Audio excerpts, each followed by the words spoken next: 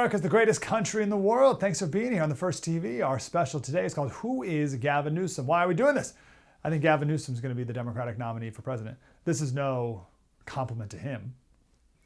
He's spending a ton of money. He's out there in front of the rest of the pack, whatever that pack is. But I just want to take some time here to make sure we all know who Gavin Newsom is so we don't let the devil get a foothold. I don't want him getting anywhere near the White House. Now, why do I think he's the front runner? Again, no compliment to him. Who's the bench? Who else you got? Who else? Who's if not him? Who? What are the Democratic frontrunners? Gretchen Whitmer, governor of Michigan, J.B. Pritzker. There's Pete Buttigieg. I thought when I saw that picture of Pete Buttigieg, I assumed he was eating ribs. He's eating a cinnamon bun. Who have you ever seen eat a cinnamon bun like that? And then the guy on the right, that's Wes Moore. He's the governor of Maryland. And just the other day, the Democratic Party gave him a chance to see what he can do on Face the Nation, gave him a little bit of spotlight. And it was about why he's against deploying the National Guard in his state to help fight crime in Baltimore. And it was just deer in the headlights for the whole 12 minutes. It was brutal. He's just not ready for prime time, as they say. Neither was Kamala.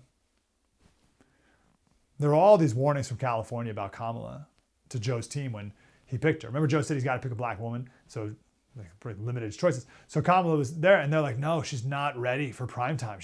She's like a D2 college baseball player, and she's going to start for the Yankees now. Like, she's not ready. It's not going to go well. And it didn't. So the Democrats have no bench. So Gavin Newsom's the best they got. And he's a good talker. He's smarter than Kamala, right? But like Kamala, he suffers from being a Democrat in California, meaning they work their way up their entire career with zero opposition. They never get any tough questions from the media. They never have to be held responsible for anything. It's like always playing a home game with your own refs, to keep the sports analogy going. They've never faced opposition. That's one of the reasons why they're not ready for prime time. Remember when Newsom and DeSantis had their debate on Fox News a couple years ago? Newsom just didn't rise to the occasion. He didn't pull through because he's never had to debate before. I mean, think about that. He's the governor of the state. He's never had a debate. So Gavin's jumping into the fray early now, hoping to get in front of it all, amidst a party with a terrible, like record low approval rating. He's the best there is amongst a very demoralized party right now. And I know, like, Republicans, like, should we be happy that Newsom's running? Maybe. It'll be easy to characterize him as a caricature of all the failures of California, which have started in California and spread around the rest of the country. And we don't want a California America. Gosh, that's such an easy talking point to make against him. Just look at his record. Look at California. Even Frank Luntz, he wrote this the other day. He said, I like Gavin Newsom personally, and I was glad to go on his podcast earlier this year. Nevertheless, I don't think he can win a national election. And then he posted, he said a video montage of California's homeless problem would be electoral kryptonite. And here's the video that Frank Luntz posted. Across the city, the tents stretch everywhere. From Hollywood to Venice Beach, scenes from what could be a disaster movie, now a seemingly permanent fixture on the streets of Los Angeles. If you're not shocked by what you see, then I don't know what you would be shocked. But Newsom's on it. When he was mayor of San Francisco, he announced a 10-year plan to end homelessness in San Francisco. A 10-year plan. That was 22 years ago. It's worse than ever. Now, here's what we got to be careful of, I guess. What does the 2028 campaign look like with Donald Trump? What's his role in this? We've got two assumptions. First assumption is he makes it that far. Who knows what happens in the next few years? And the other assumption is he doesn't run again. Okay, but putting those aside, what role does President Trump have in the campaign for, so let's just say J.D. Vance? What role does Trump play? If Trump is in the picture, Newsom has no chance. Trump so easily dismisses, the way Trump dismisses J.B. Pritzker, governor of Illinois, he just kicked out of the family business. He's such a loser. He's such a failure. He was kicked out of the family business. And he was like, oh, Pritzker, you're done, man. And Trump has the same little that he does with Newsom. Here it is. The governor's incompetent. You know, Gavin, I know Gavin very well. He's an incompetent guy with a good line of bullshit. And he doesn't get the job done.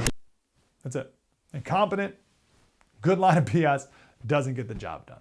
That's it. That's all you got to do. And Newsom next to that, powerhouse, the powerhouse that is Trump, he's got nothing. All right, total Bush League. And everyone will see it and just know it and feel it. To a point where I almost feel bad for Newsom. Like it's a whole, let's for 1 second, let's go down this road. Newsom's whole life plan, as we'll talk about later with some of our guests, his whole life plan was to be president of the United States. And he was put on third base. There's a famous picture of him with his then wife, Kimberly Guilfoyle. Newsom was the mayor. Yeah, Newsom was the mayor of San Francisco at the time. This was on the cover of Harper's Bazaar, or in Harper's Bazaar. He was on the cover, but I don't think this was the cover shot. But this was the main shot at Harper's Bazaar magazine. This picture, the head of Harper's Bazaar said that this picture made them look like Mark Antony and Cleopatra. He didn't tell any of his aides about this photo shoot when he did it. They were the new Kennedys, right? That was in Ann Getty's, multi-billionaire. That was in her house in San Francisco. He often talks about how he was raised by a single mom. His dad was the main lawyer and best friends with the main Getty heir, with the whole Getty family, the patriarch of Getty Oil. Gave Newsom, who was like a father figure to him, a ton of money to start his winery and all of his business ventures. Newsom's always been put right on third base, set up for success. And his whole life has been preparing to run for president. And life's all about timing. And the timing for Gavin is he's going to have to run in the midst of an ascendant Republican Party that finally has decided to play hardball when it comes to redistricting and the census and a bunch of other real issues. Like, we're actually going to fight crime now. And we're going to fight the Democratic Party and we're going to win. And Newsom is now walking into that. I kind of feel bad. Just a little bit I feel bad for him. And timing-wise, he's done here in 2026. And the election's 2028. So he's going to have 2 years with no real job. The plan was for Biden to be in the White House and then name Gavin Newsom after his term for governor is over, name him Secretary of State, or give him something that gives him international credibility. So then he can run from that to run to the White House. He has no platform, no springboard to jump out of into. He can't gain anything else. His only foreign leadership or foreign responsibility was when he meets with the president of China, which also happens to be the only time he ever cleans up San Francisco, is when she comes to town. But just imagine a J.D. Vance Newsom race. There's his best bud. She loves it. That's it. There's Newsom's foreign policy experience. There's a side-by-side picture of J.D. Vance and Gavin Newsom going around from when they were each in high school. It's Gavin on the right. I need to tell you. One of those two is connected to billionaire oil oligarchs. The other is the son of a drug-addicted mother in the Rust Belt who joined the Marines to pay for college and is now the vice president of the United States. Newsom's got nothing to run on. Democrats are in a real pickle. They've lost their base. So they need to get their base back. But the Democratic base is insane. Men and women's bathrooms, stuff like that. So they need to appeal to their base and also grow their party. How do you do that? And is Newsom the man to do that? We have amazing guests coming up.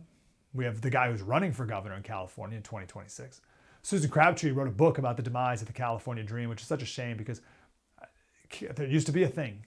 California used to be a wonderful place, beautiful place, well-run, clean, well-governed, growing, thriving, culturally distinct. Now it's a mess. So she wrote a book about that. And then my favorite California expert we'll come back with next, the great John Phillips, to ask the question, who is Gavin Newsom? Right here on The First TV.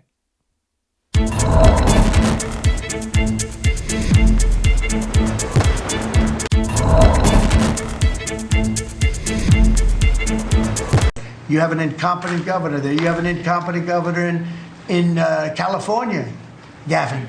I know him very well. He's incompetent. He's a nice guy, looks good. Hi, everybody. How you doing? He's got some strange hand action going. I don't know what the hell his problem is. It's a little weird, to be honest. There's a little something shaky going on there.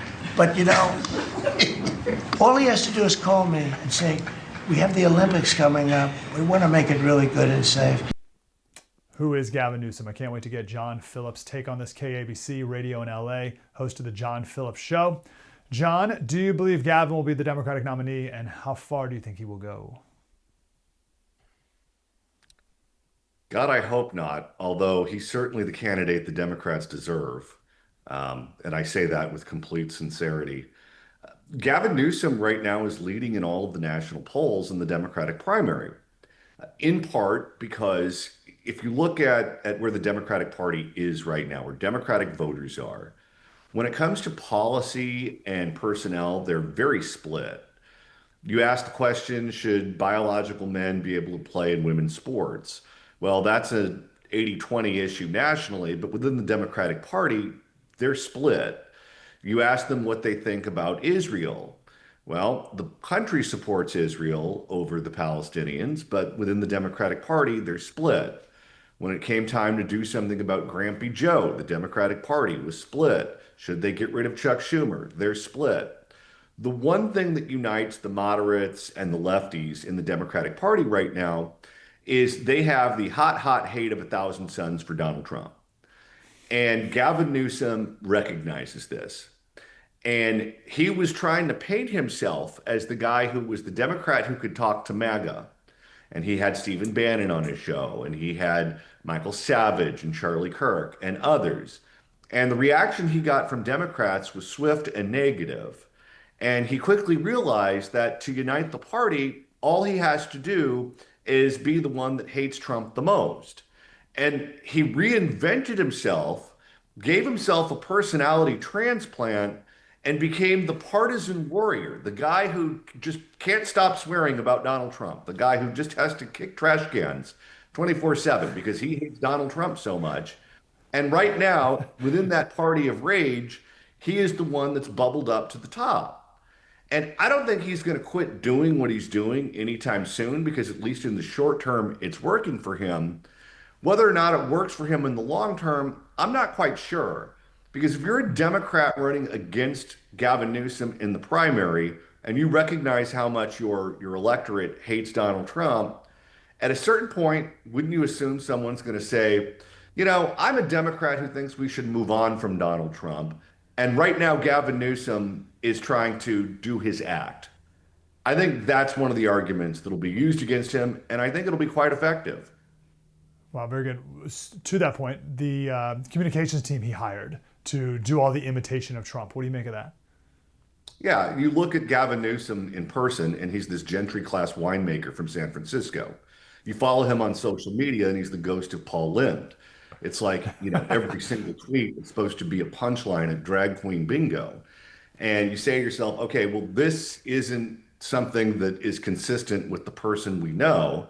And it's, again, just a move that he made, because if he just puts out nothing but rage on the internet and, you know, trolls Donald Trump 24/7 on Twitter or True Social or wherever, that will generate attention. And to Gavin's credit, there are a lot of Democratic voters out there that find it amusing right now. But it doesn't look presidential, and it's not presidential. And the Achilles heel of Gavin Newsom is that he is inauthentic and he is a flake. And he can troll Donald Trump all he wants.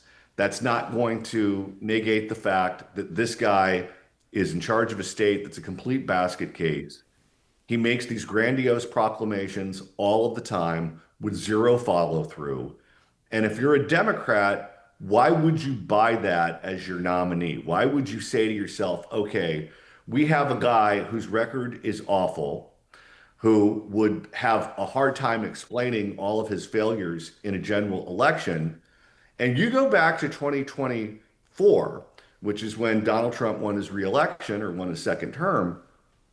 And the problem for Democrats was they boxed themselves in. They made it so that they had a choice between two unelectable candidates. They rigged the primary for Grampy Joe. And then when Grampy Joe had that awful debate performance, they had no place to go but Kamala Harris. And she was just as unelectable as Grampy Joe. Well, if they're amused by Gavin's tweets and they indulge themselves by nominating a candidate who is unelectable, they're going to be in the same spot in 2028 that they were in 2024. Yes. Okay. How does this, I don't know what words you want to use, the slickness, smoothness, whatever, of Gavin come across to people in the rest of the country, do you think? Is it charming or off-putting? I would assume that it reinforces his inauthenticity because there is nothing about that guy that is authentic. And you look at these swing states that'll decide the election. Let's start with Nevada and Arizona. No one would choose willingly to live in the middle of the desert where it's 120 degrees in the summer if they could live in San Diego. That's just something that human beings won't do, unless, of course, you chase them out. And many people who live in those states are people who used to live in California or would prefer to live in California, but don't because we're an insane asylum. And Gavin Newsom is the poster child of that insane asylum. They hate Californians in Nevada. You go to Nevada and you have a California license plate on your car, you're going to have an experience real fast. I cannot imagine those people looking at the poster child of California excess and saying, you know what, that's who we should put in charge of the country. Then you got Georgia and North Carolina. You think if Gavin Newsom walks into a Cracker Barrel in Georgia or North Carolina, they're not going to look at him like he's on drugs? And then you've got the Rust Belt, where you've got Pennsylvania and Wisconsin, and maybe even Minnesota could be in play this next time around. I can't imagine those people looking at him and thinking, you know, he's one of us. No, he's not one of you. He looks like a stockbroker in the 1980s who spends way too much of the time in the bathroom powdering his nose.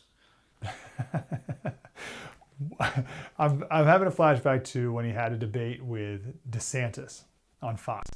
I remember a point you made a while back on this show that the California Democrats are never tested. They never get a fastball or a curveball thrown at them because of the media. So they're always handled with kid gloves. So they're not ready for prime time. And we saw that with Kamala. And Newsom went up there with DeSantis, and it was a while ago, so I kind of forget. I remember DeSantis doing a really good job or maybe winning. But is there any data that we can get from that that's still relevant today and this next run for Newsom?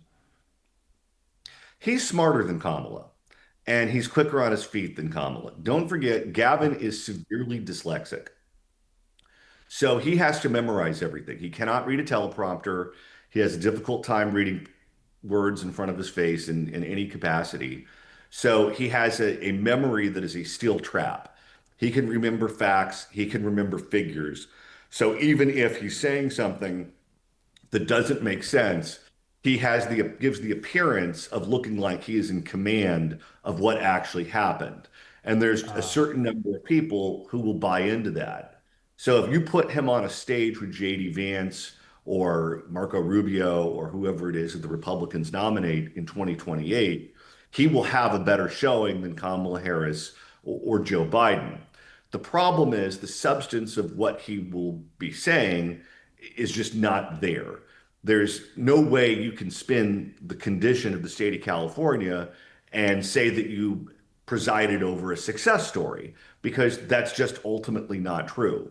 What he will do was exactly what he did in the recall election and what he's going to try to do in the special election, which is take the focus off of his performance here and talk about big macro issues. Talk about Donald Trump, talk about abortion, talk about the Supreme Court, talk about democracy, talk about all things where you cannot look at him and say, okay, you have a record and the record says you failed on this.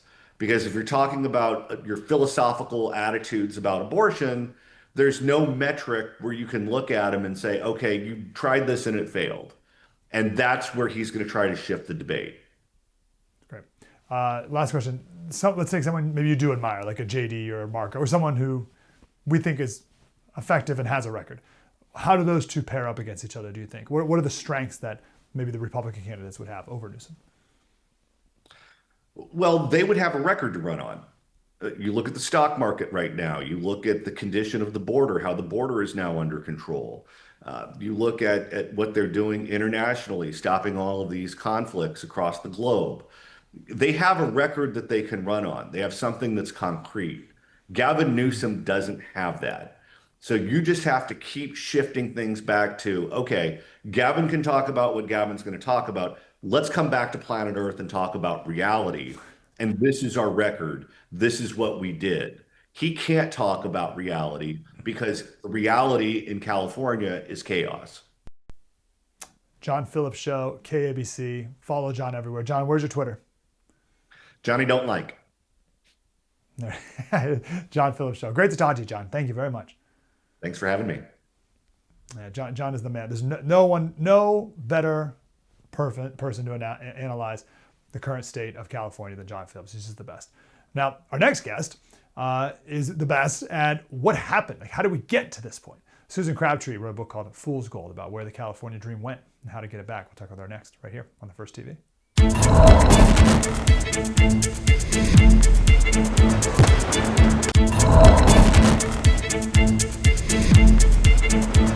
Welcome back to our special here on the First TV. Who is Gavin Newsom? Susan Crabtree is here. She's the author of Fool's Gold, the radicals, con artists, and traitors who killed the California dream and now threaten us all. Susan Crabtree. How are you, Susan?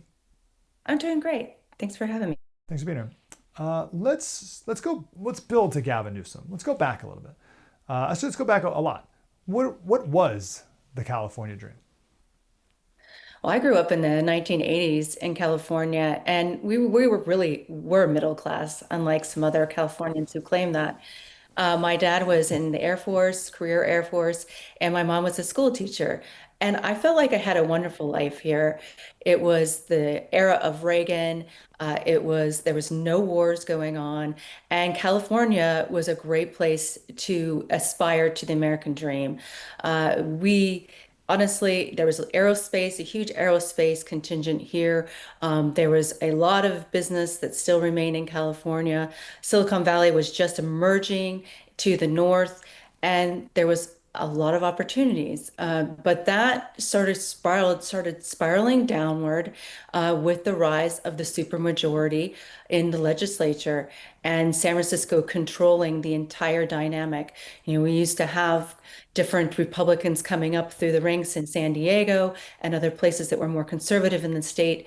But San Francisco quickly became the hotbed and the political center of California and started exporting all of its policies, its far left policies across the state, and now is doing so across the nation. I just want to emphasize again that California used to be a vibrant, clean, well-governed, like, we're going to build infrastructure. It's going to be great. We're going to build a California state school system, university system. We're going to build power plants. We're going to build highways. We're going to build dams. We're going to have a unique, beautiful culture that California had. It used to be its own beautiful thing. And now it's just a mess. So you sort of got into the turn. What would you say was the turn? Was it a location, an idea, a person? What happened? I think the power center started out of San Francisco with, you had Nancy Pelosi, Willie Brown controlling the state legislature. You couple that with some of the amnesty problems and policies of Ronald Reagan, unfortunately. And all of a sudden you had an influx of new Democratic voters into the state who are here.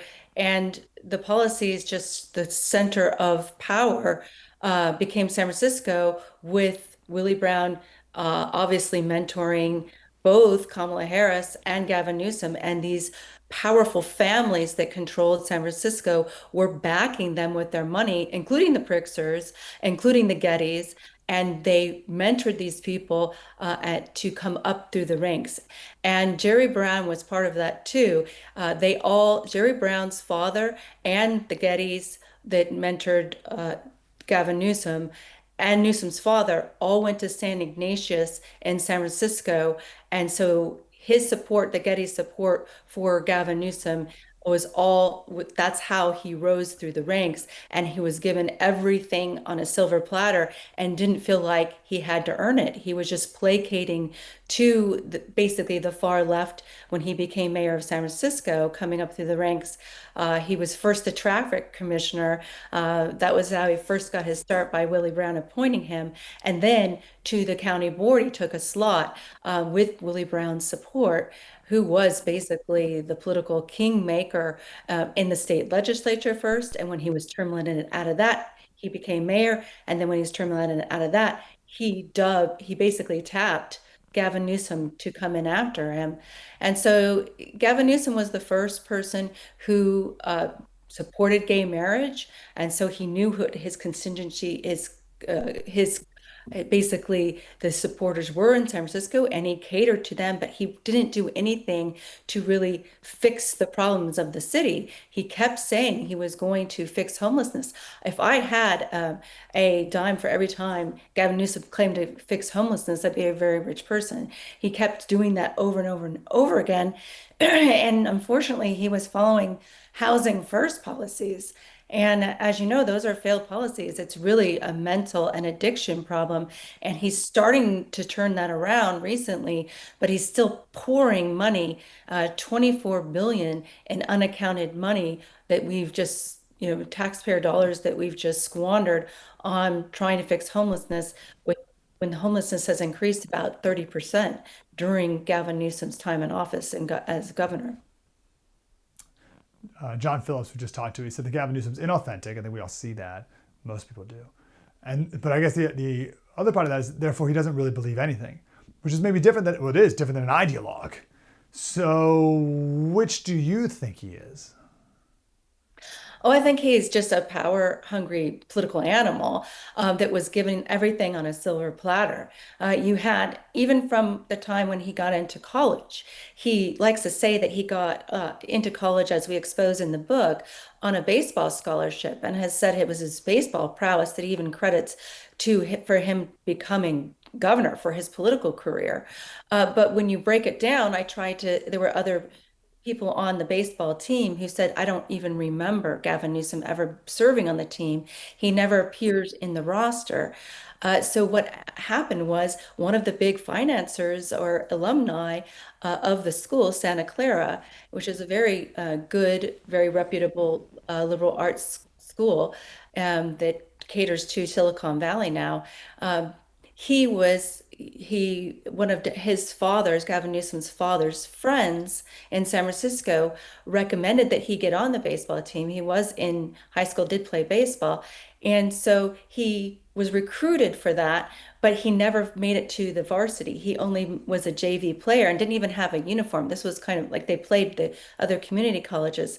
So he's not being honest about that. It's a bit of, sort of stolen athletic valor, but yet no one's ever called him on it. But his the teammates who don't remember him, I talked to them and his former coach, and to get the true story about that.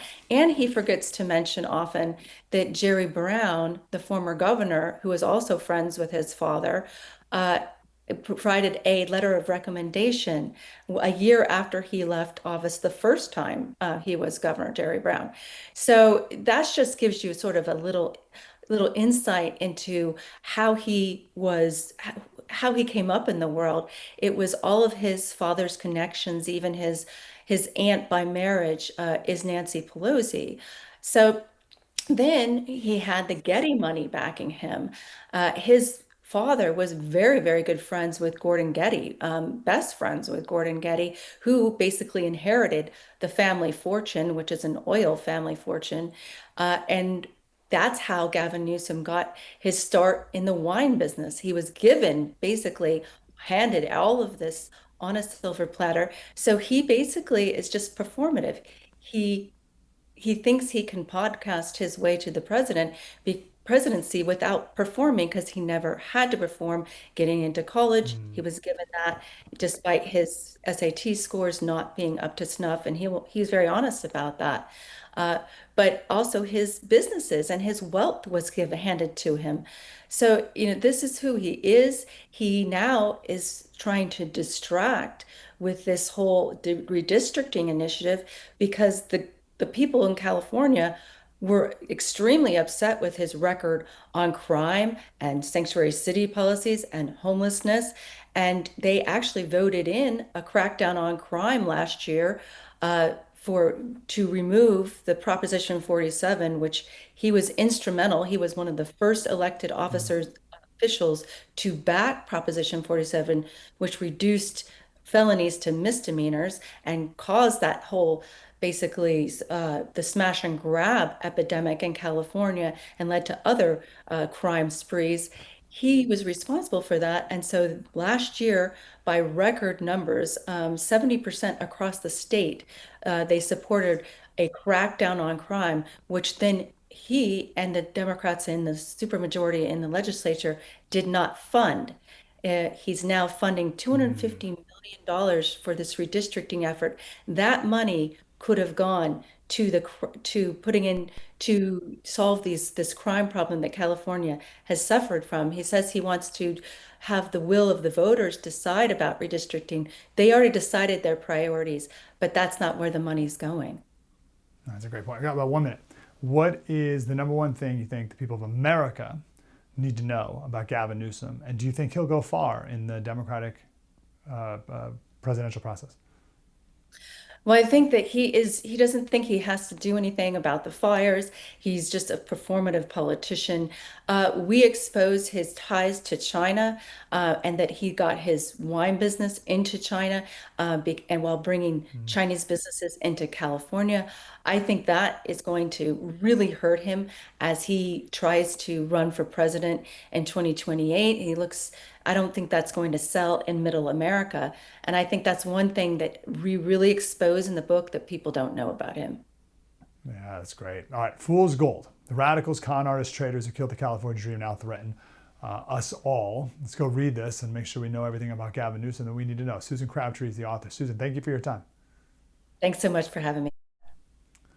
Let's wrap it up here and take a turn here away from Gavin Newsom now, because what's next? Right, so Gavin Newsom's going national. Who's going to fill in this position? Can a Republican, can a conservative win the state of California? Why does that matter for the rest of the country? Steve Hilton up next.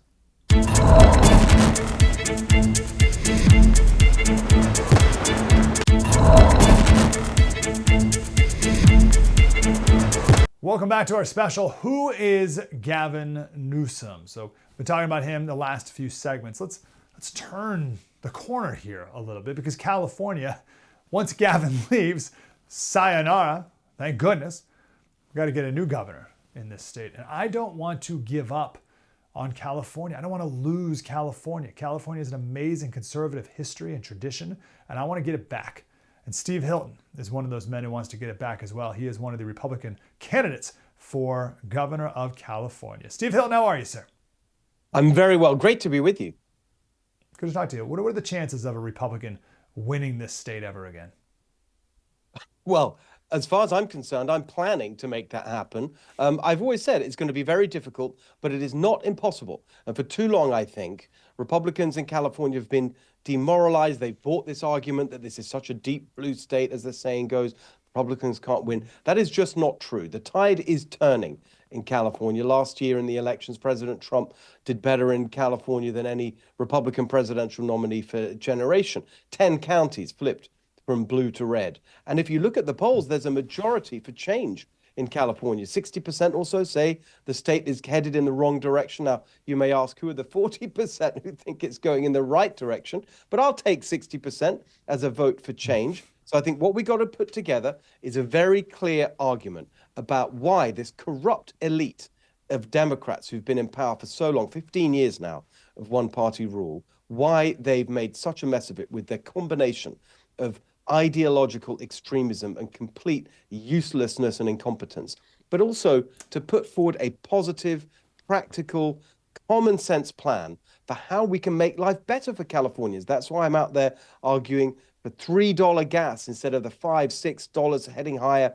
that we have at the moment, for ending the war on single family homes so we can restore that California dream of home ownership, for ending the ridiculous war on business, in particular small business, with the ridiculous nanny state bloated bureaucracy that they've built over the years, the climate extremism, all these things that are just ideological, insane, making everything in California so expensive, making it impossible to do anything. Lower costs, less hassle, restoring the California dream. I think that is a message that people are going to vote for next year. You mentioned the word demoralize. I've been thinking a lot about this recently with Trump's crime crackdown in DC and a couple other issues about how people may not even realize anymore what it is like to live in a place where you don't have to worry about being carjacked. And like you don't have to step over homeless people, and we can take care of people, and it's not a disgusting, graffiti everywhere. But how do you get people to wake up to see what's possible? I love the way you put that. I mean, that's part of my campaign, and that's why I'm all over the state, so energetically out there. Even this early stage, a lot of people say they haven't seen anything like this from a Republican candidate for as long as they can remember. But that's my whole point. I use this phrase the whole time. It doesn't have to be like this. We don't have to put up with this. Other places aren't like this. Other places don't have this squalor and chaos and crime on the streets, exactly as you say. I mean, yesterday I was out in Oakland in the Bay Area, and we'll be putting out the video later today. The scenes, I mean, you've got Gavin Newsom running around, lecturing everyone about democracy and making jokes and trolling President Trump on social media and all the rest of it. Meanwhile, his state, I mean, using the term third world conditions to describe what I saw yesterday and I've filmed, is an insult to the third world. Other places aren't like this. You just need to do common sense, practical things. Enforce the law, clean it up, do things properly, focus on results, not endless talk and ideology. And I think that is the message we got to get out there. We don't have to put up with this. Other places aren't like this. California can become, in the words of my campaign, golden again. Yeah, look at you can see the video we're playing right now. I'm sure yours is even worse. I've seen worse than that. I've walked through worse than that. California, okay, so I have a national radio show, and there's a lot of people all across the country who are like, California, whatever, lost cause, who cares? Throw it off into the ocean, it doesn't matter. And I always want to make this argument like, no, like California has an incredible conservative tradition, like Reagan, Nixon, the Hoover Institute, Breitbart News more recently. Like there's all these conservative, like this, and they're the cultural center of this country. Help other people understand, I don't mean that rudely, let me word it the other way.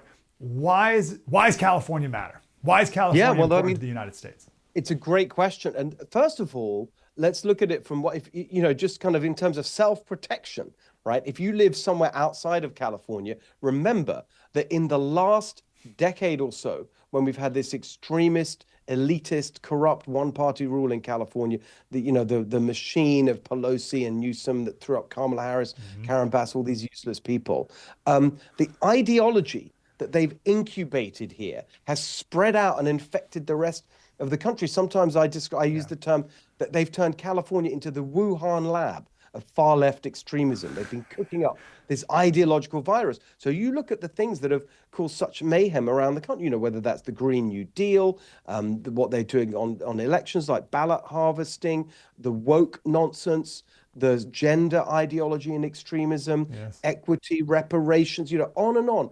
All of these things started in California. So if we beat them here, we do a great service for the whole of the rest of the country. But there's a more positive way of putting it as well, which is we are the largest state, by far the biggest economy, with the fourth biggest economy in the world in California today, even with all this nonsense that we have to put up with. If we just set California free, get rid of these ridiculous taxes and regulations that give us the worst business climate in the country, highest unemployment rate, highest poverty rate, if we get rid of all the nonsense that's caused that, we could really power ahead, make more money for Californians and for America, and really lead not just our state here, but the whole country in a positive way. So we're actually exporting positive things from California to the rest of the country instead of what we have now. Used to.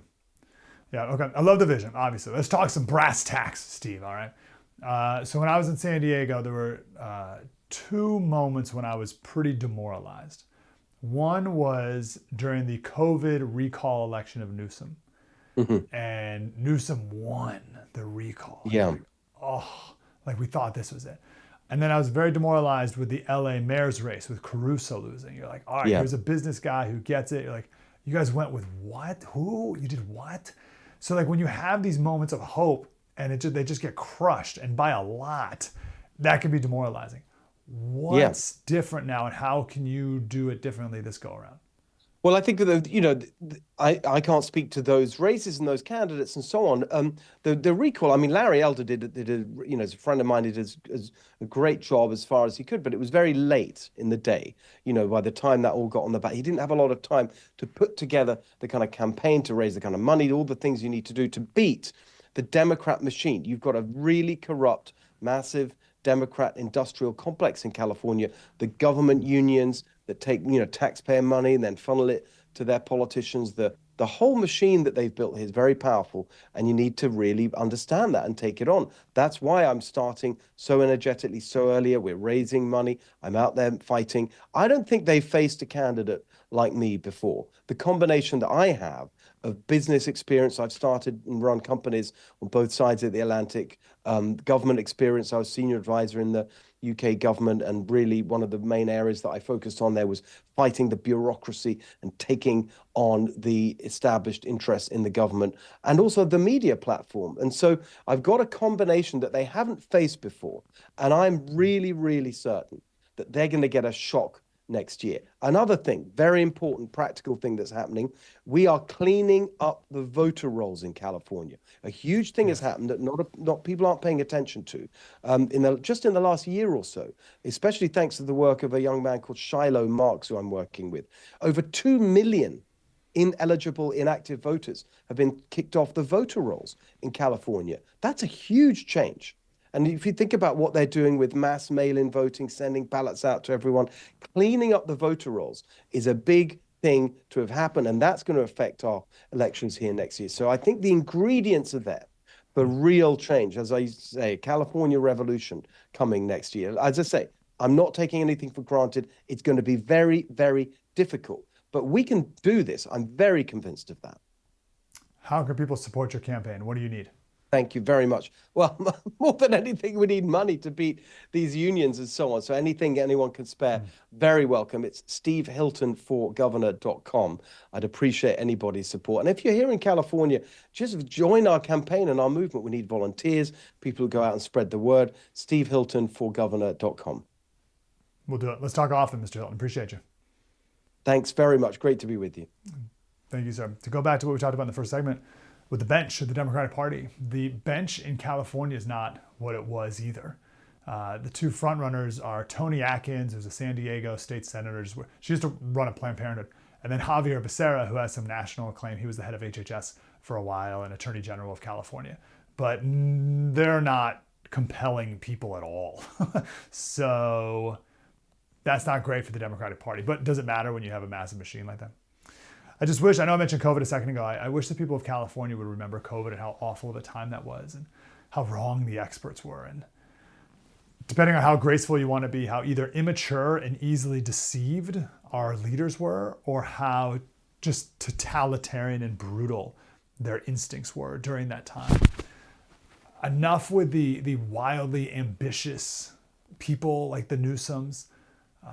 Hopefully Trump is showing the people of California what's possible, what lower prices are like, what lower taxes feels like, what a better quality of life is. You don't need your cities to be taken over by illegals and illegals filling up your hospitals and your schools.